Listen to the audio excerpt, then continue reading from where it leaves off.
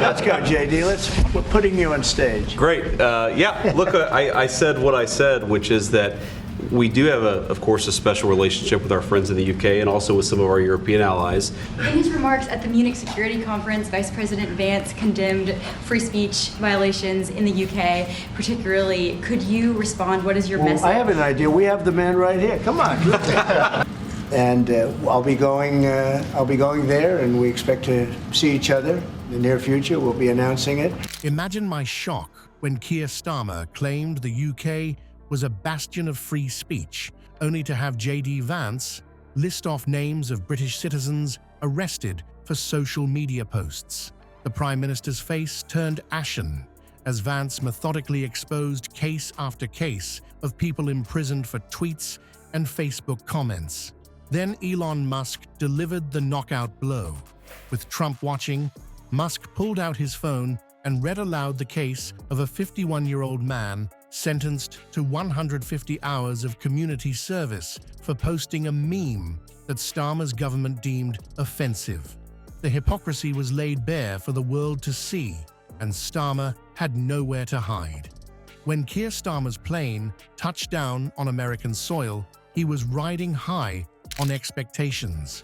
The White House meeting was meant to be his shining moment, a chance to showcase his diplomatic prowess and cement the special relationship between Britain and America. His advisors had prepared extensive briefings on trade deals, defense cooperation, and climate initiatives. What they hadn't prepared him for was J.D. Vance. The meeting started cordially enough in the Oval Office, but also affect American technology companies and by extension American citizens. So that is something that we'll talk about today at lunch. We've had free speech for a very, very long time in the United Kingdom, and it will last for a very, very long time. But we also know that there have been infringements on free speech that actually affect not just the British. Of course, what the British do in their own country is up to them. Well, no, I mean, certainly we wouldn't want to reach across US citizens, and we don't, and that's absolutely right. Handshakes, camera flashes, and practiced smiles as Starmer spoke about shared values and democratic principles. But 15 minutes into what should have been polite diplomatic theater, Senator Vance changed the script entirely. "Mr. Prime Minister," Vance began, his tone deceptively casual, "I've been following some concerning developments in the UK regarding freedom of expression. Just last month, a British citizen was arrested for posting a meme that your government deemed grossly offensive. Could you explain how that aligns with the democratic values you mentioned?" The room fell silent. Starmer's confident demeanor visibly faltered as the conversation veered into territory he hadn't anticipated defending on the international stage. Vance wasn't finished. He methodically listed case after case.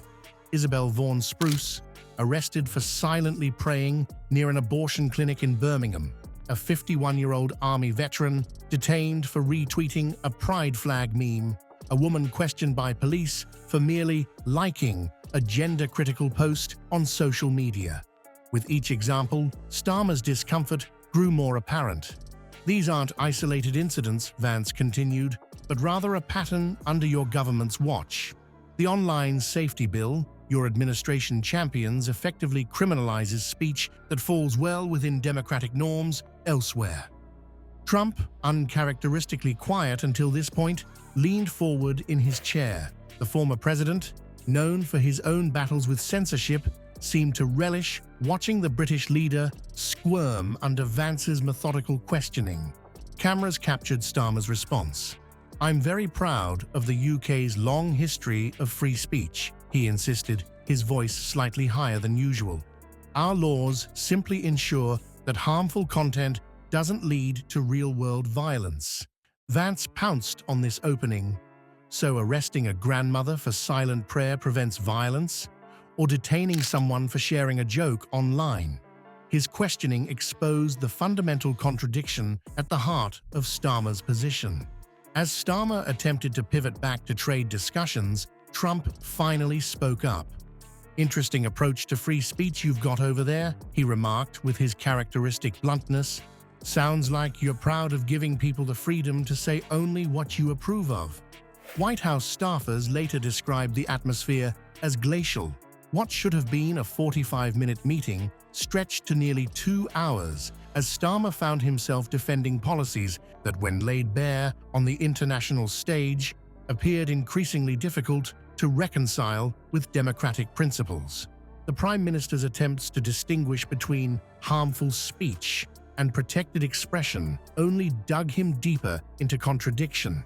When pressed by Vance to define clear boundaries, Starmer's responses became increasingly circular and defensive. The UK has always balanced freedom with responsibility, Starmer insisted, visibly flustered. That's a convenient phrase, Vance replied, but in practice, it seems your government has simply criminalized political disagreement. What made this confrontation particularly damaging was Starmer's own background as a former director of public prosecutions. The man who once oversaw Britain's criminal justice system was now struggling to defend its application to speech crimes. Trump, sensing Starmer's vulnerability, allowed Vance to continue leading the charge while he observed the Prime Minister's growing discomfort with barely concealed satisfaction. Witnesses report that Trump occasionally nodded approvingly at Vance's points, further undermining Starmer's authority in the room. The exchange became even more heated when Vance pulled out printed copies of statements from British police forces encouraging citizens to report non-crime hate incidents, essentially documenting citizens' legal speech in criminal databases without charge or trial. "Mr. Prime Minister," Vance said, sliding the documents across the table, "can you explain how recording people's lawful speech in police databases supports your proud tradition of free expression?" By the meeting's end, what was meant to be Starmer's diplomatic triumph had descended into an international embarrassment. The Prime Minister, who arrived projecting confidence, departed visibly shaken, with press photos capturing his tight-lipped expression as he left the White House. But the worst was yet to come.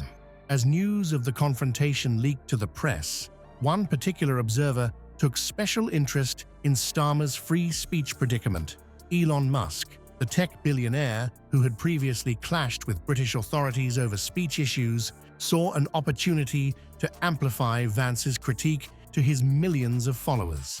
And just like that, Musk blew the lid off Starmer's carefully constructed image. When the Tesla CEO took to social media to point out the blatant contradictions in the UK government's stance, he transformed what could have been a minor diplomatic hiccup into a global conversation about freedom of expression. The public response was immediate and polarized. Countless voices rallied behind Musk's take, while others accused him of failing to grasp the nuances of British law. But what happened next was perhaps more telling. As Starmer scurried back to Britain, he didn't return as the confident international statesman he'd hoped to be portrayed as. Instead, he faced a nation now openly questioning their government's commitment to values they'd long taken for granted. The confrontation has sparked a fundamental reassessment within British society, forcing many to confront uncomfortable questions about just how far the right to speak freely has been eroded under the watch of those claiming to protect it.